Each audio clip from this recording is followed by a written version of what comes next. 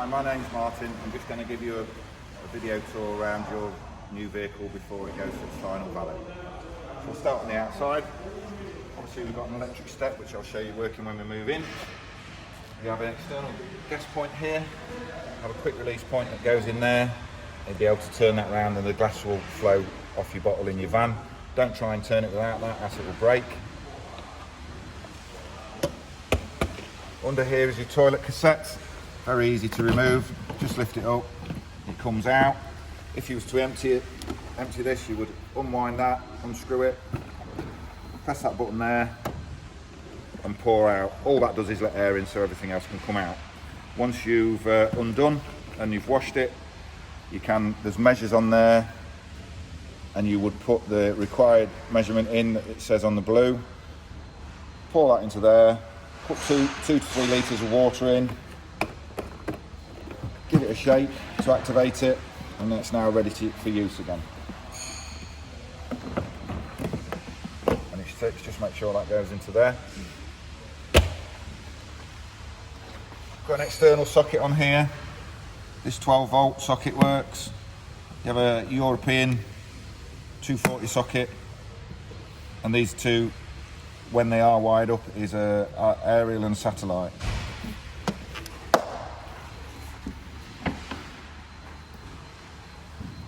Into your garage, you have a obviously light in there. You have a 240 socket just here, if you can see that. We've left your TV boxes in there with your stands and such like in. These are your carpets for the vehicle. You have a toolbox there, can you see that? Just in that side, that's got your jack and your brace in it. And this is your awning handle, which is telescopic.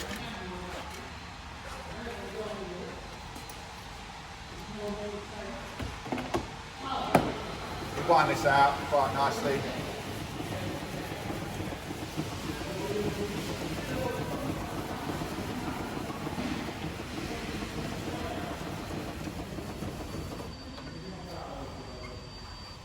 My advice to you is to put your legs down when you can reach them, because if there's any wind, it is quite freely movement. So if you pull that out, it's just a thumb action on the end. Just pulls your leg out. This pulls down to there. You put your legs where you want it to stand, and all you do is push that up. That's locked off. Obviously you do that both sides. These are extra supports. You just flick out. When you've wound your awning out enough, these will go into this support here. They'll clock into there. Well, if you're not using them, just push it back and push them back in. Again, to remove these, I'll put the legs down. You just undo your clip. Pull your leg up. Put your foot to the front or the back, whichever way you want to call it. Push it in there, and then it's just a single movement again to put it away.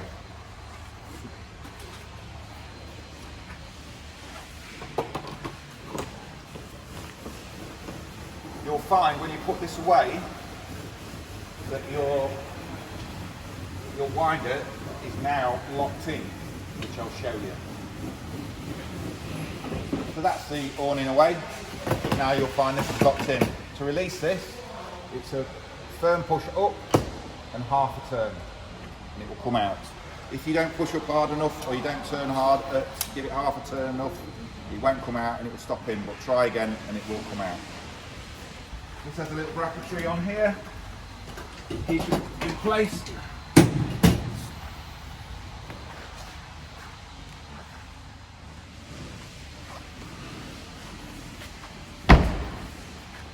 Onto the back, again, you'll hear me say we'll look at that when we're inside. It's got the rear view camera on there. Obviously I'll just show you the other side.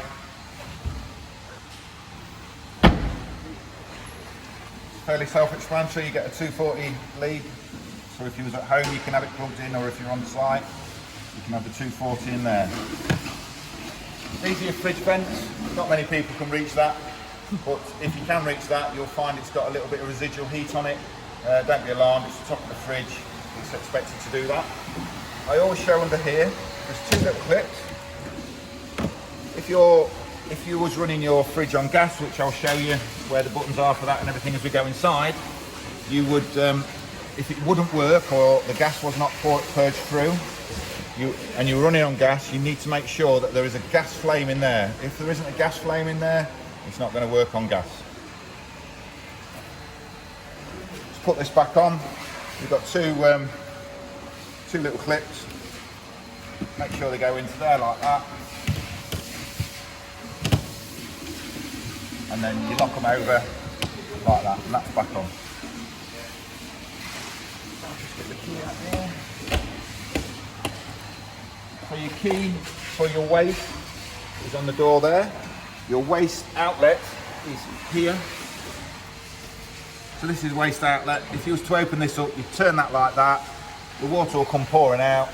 Once it's all finished, turn the key back as it is now, and that's ready for use again.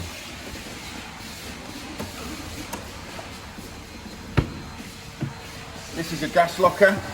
We put this bottle on for test purposes to show you everything working today. You have the provision for to hold 2 bottles, and what we do is obviously screw this onto here. It's on nice. Undo your gas, which flows into your regulator and flows into the van. This is your Truma Combi boiler outlet vent. So if you're using it on electric, it doesn't feel warm or anything. If you was on gas, very much like a house boiler at home, if it was cold, you'll see it expelling air. There may be some water droplets on here, and this will certainly be warm when it's on gas. Again, nothing to worry about. That's what it's supposed to do. This is your fresh water tank. You fill it in here, all the way to the top. It can hold 120 litres, as it says here.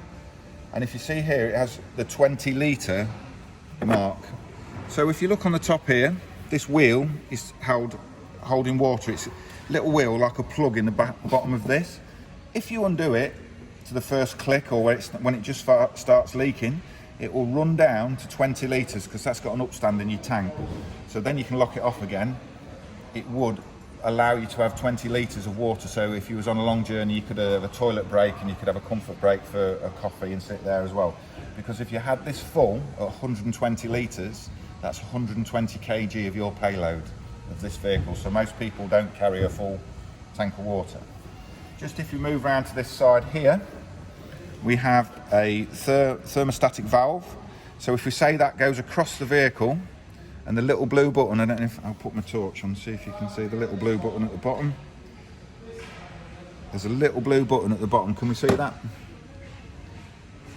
Right, so that little blue button is pushed in, and the top switch is across the vehicle. That's now holding water as if you were going to use it. This is, as I say, is a thermostatically controlled valve. If it drops to 6 degrees or below, it will pop out, and it will drain all the water down in your taps and your shower and everything up there to stop them freezing and burst pipe. If you look to the back, you have a yellow toggle. That's for your boiler. So if you wanted to empty your boiler, the toggle is flat, is horizontal. If you lift the toggle up vertical, it will allow all the water to come out of your boiler. Sorry, some people use them, some people don't. You can put that on there before you put your hose pipe in, and it allows water into it without dripping into your vehicle.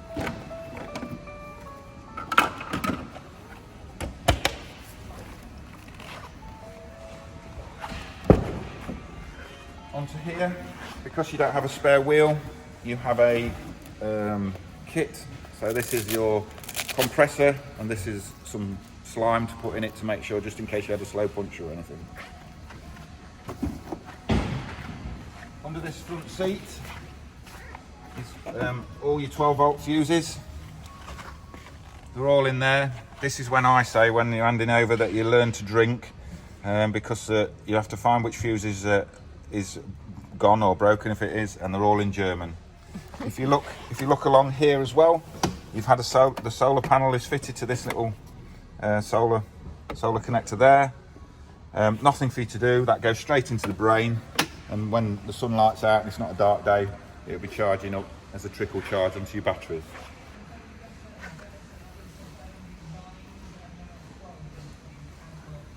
to get under so your vehicle battery is under here.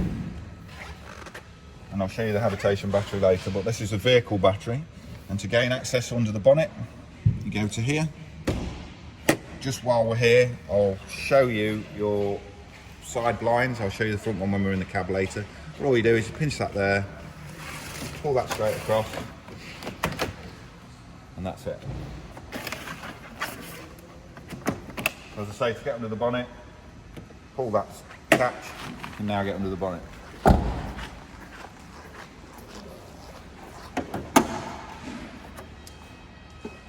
Obviously not very much you're going to do in here. As I say, you've seen it before it's valeted. You have your dipstick here. Obviously that's where you fill your oil in. This is your brake fluid. This is your header tank for your radiator. This is power assisted steering fluid. To gain access, you undo these little turn keys, lift that off, and you can gain access to the tops there. And in the very corner here, you have your screen wash with a little funnel to it. Once you're done, obviously just push that back down and put that into there. Not a massive amount you're going to do in here. The first service, I believe, on this is 20,000 or 2 years. So normally 2 years comes before 20,000, and that's the one that you have to have done.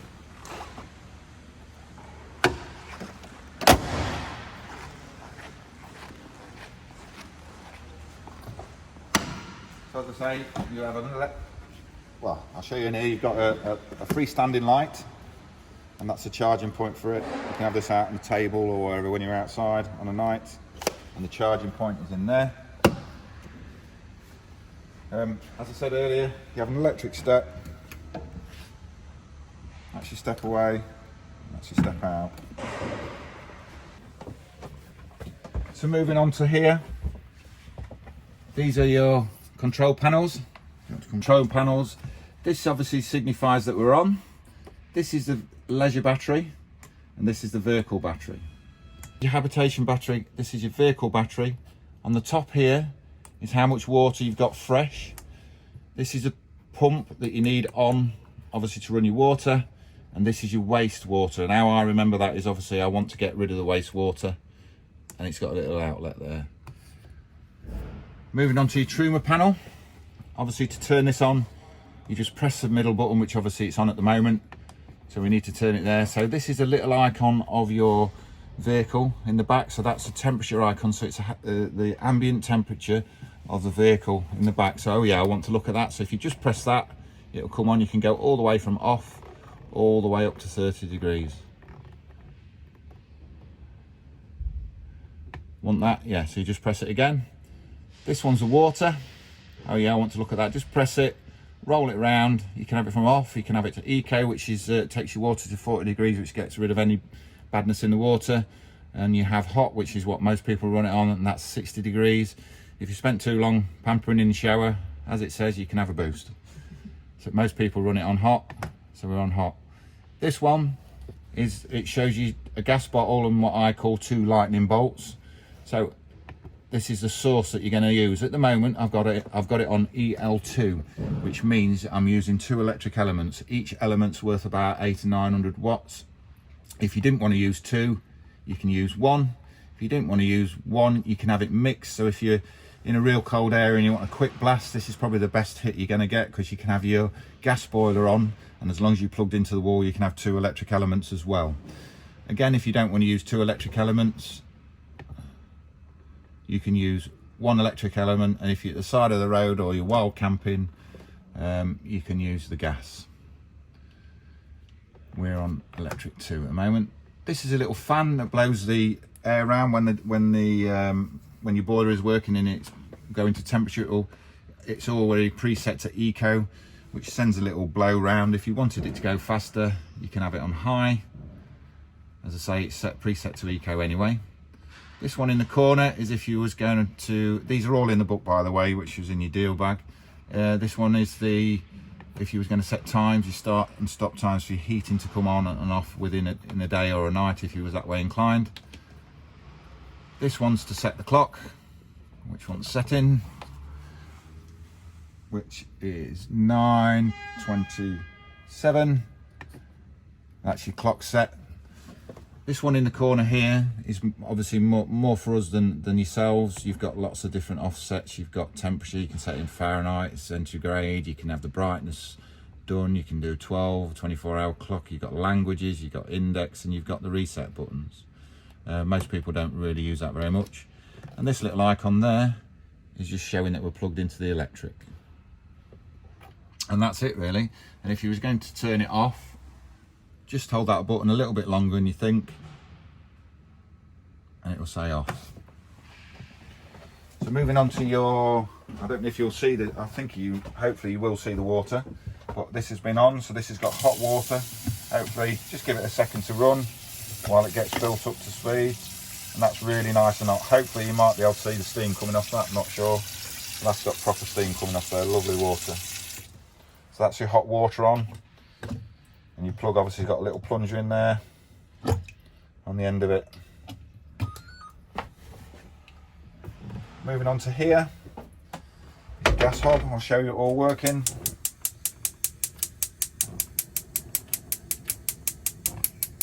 So that's all your gas hob working, there on there. Onto that you have a oven and grill in this particular one, so I'll move your little grill pan that you got in so you can see it all. So onto the back, turn it to the left, and you can have your oven on, and that's your oven working. If you turn it back to the middle and turn it to the right, that's your grill working. That's all them working there.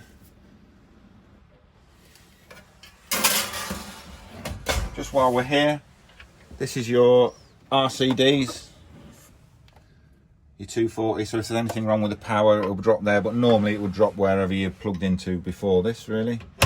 And onto your lights, I don't know if anybody's shown you, but you can remove these and put them onto a different rail at the front or back, or you can have them over here. They just turn on and off while you're there.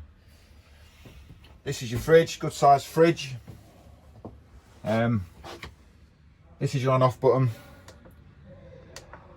So at the moment we've got it on, it's showing that we've got it on electric.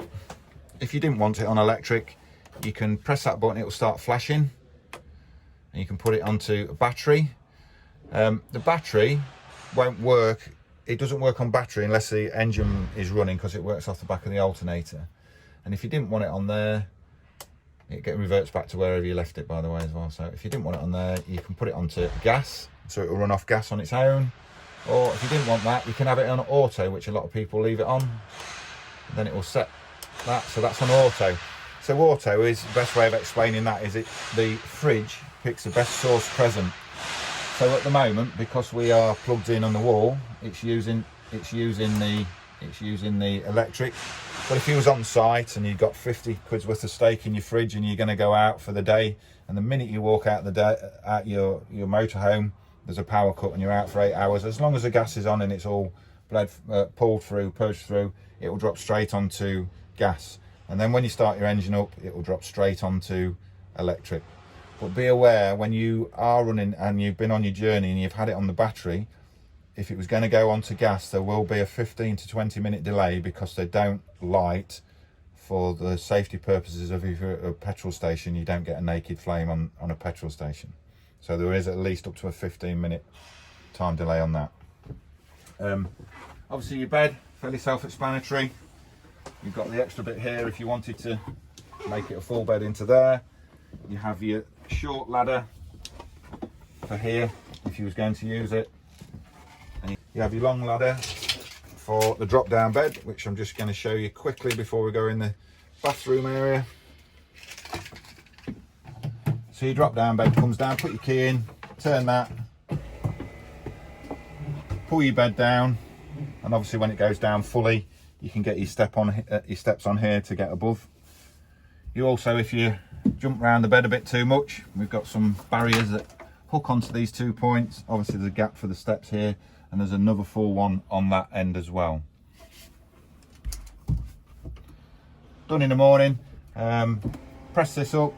Just from me to you, just be aware that pillars are probably the one thing that spoil the electronic beds, because obviously these have parameters that go up to a stop. If your pillars are thick, it won't go to a stop and it will try and keep going. So just be aware to not, as you can see, a duvet is not so bad, but pillars aren't the best friend of a drop down bed. Moving on into here, this is your toilet area. Fairly self-explanatory on here.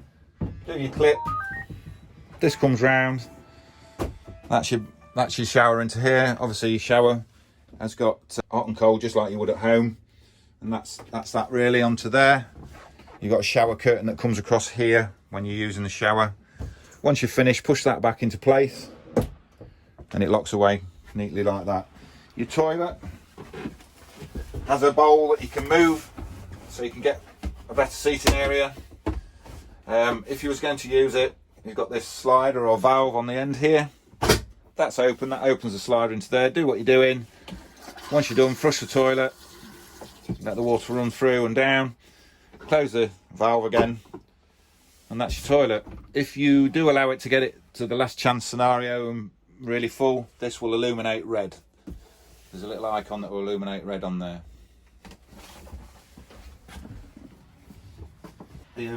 Your habitation battery is under this seat, your driver's seat, and your boiler is just under here, which I'll show you. You just remove these,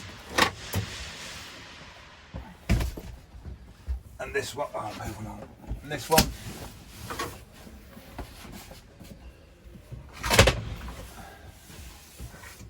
And your boiler is just under here. Again, hopefully nothing you're going to do with it, but your boiler's just there for you to see. And this particular seat is the hottest seat in the house.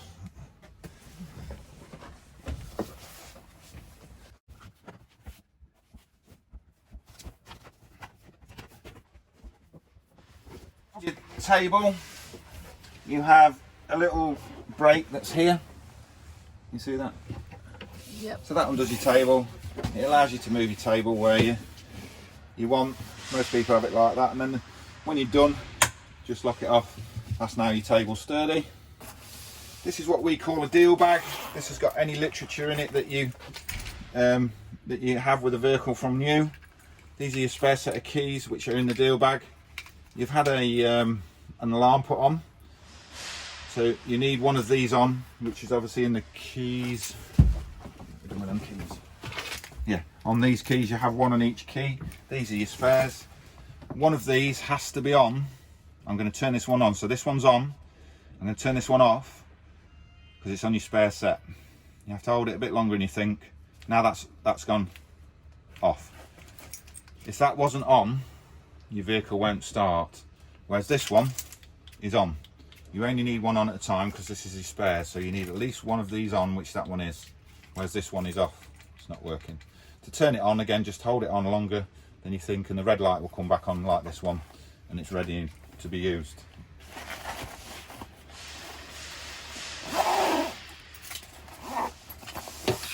This is all your paperwork and everything from your Phantom, your alarm. It will give you all your data and help a little. This is a little help guide, and obviously who's put it in, everything like that. You need to keep that to make sure you register it, and it gives you all your device details and everything.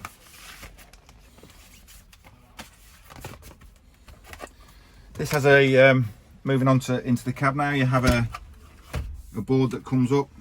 You can just let me put one. You can use it as a board, or you can use that and put it in a iPad or anything on there. Pull that in. Once you're done, do that. Lock it back. So as we go on to here, you have a 12 volt socket there. You have a USB socket there.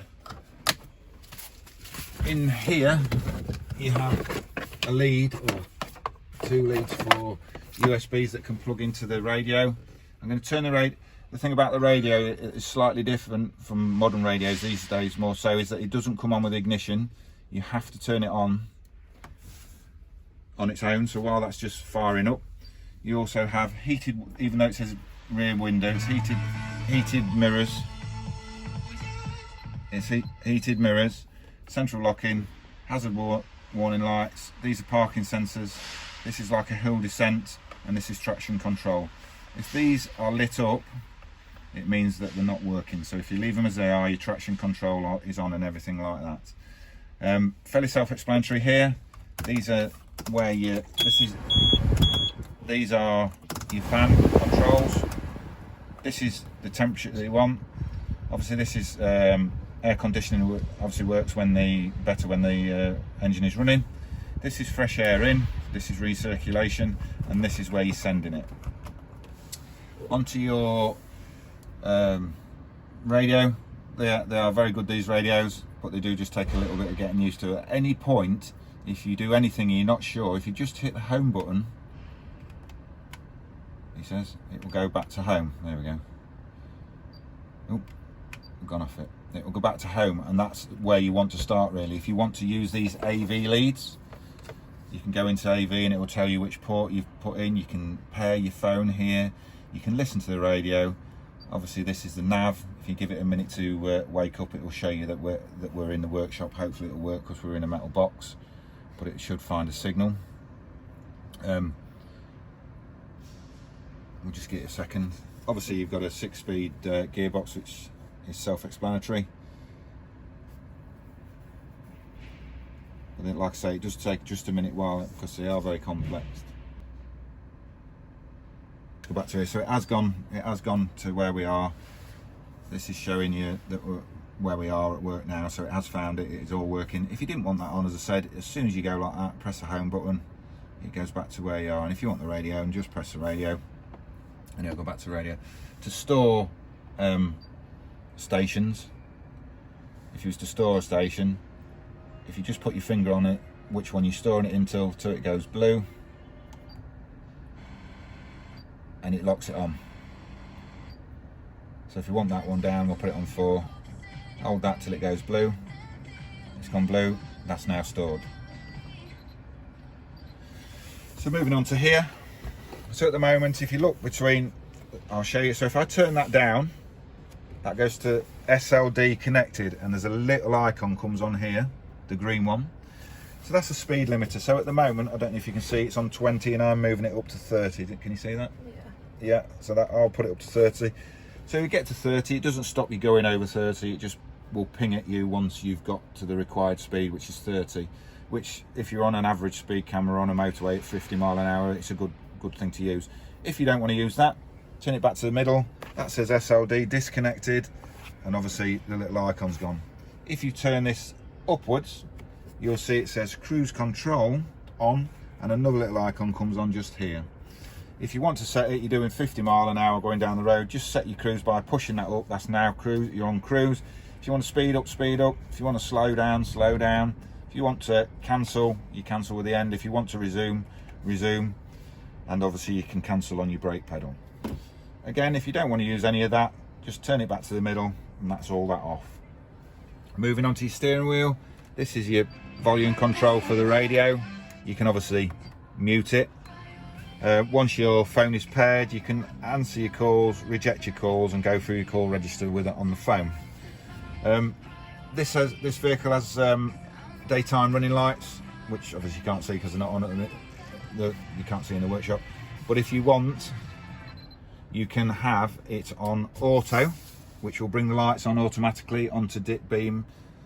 If you want, which now, as you say, it's come on to auto when we're in here, so the dip beam lights come on. If you want main beam, that's main beam, and it's got automatic dip on these as well, you can have. If you don't want to do any of that, you can turn it to off. You've got your daytime running lights on, and you can do it manually, and then you can pull that and it will give you the high beam icon. If you want it off, pull that off. Onto this one is your wipers. Pull it towards you, you'll get spray, and obviously you've got your intermittents on there.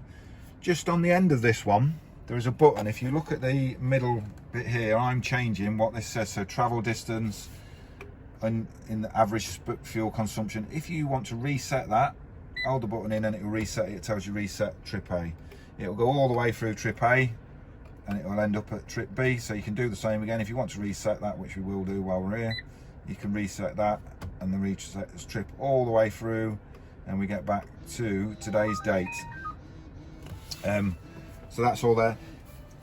This little icon is a visual icon. It's not an audible one, it's a visual one to tell you that your step is out. So until you put your habitation step in, that light would be on. So that's just a secondary one, just to make sure you remember to put your step in. If you, can you see down here? You've got your eco button there for driving. Eco button there for driving. This is auto stop start. So if you was at traffic lights, it would stop. You've obviously got your fog lights there. These are your headlight. Yeah, that's it. These are your headlight adjustments. This mode button, if you read your Fiat book, it's in conjunction with the little multi-function screen here. You can set your time, date, you can do it in gallons, you can do it in litres, all that sort of stuff. You can have doors locked and everything like that. So that's how they are. Onto this here, I'll just do this side, but obviously you've got one that goes round that there, and you've got one that comes the other side from that side, and it comes all the way through, and they're on a magnet and they click together in the middle. And then when you're done, you just put that away, clock it out of the way. Onto here, this is your these are your mirrors. So you've got your left hand top mirror, your big mirror is pointing to the top arrow. If you want to do your blind spot mirror on the left hand side, turn it to there. If you have locked and you're finished, just turn it to the middle. But if you want to do the big one on the driver's side, turn it once, turn it twice for the bottom one. They're done. Obviously you've got electric windows either side,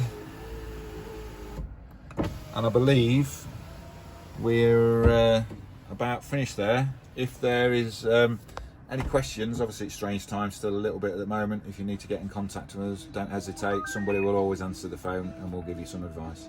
Thank you for watching.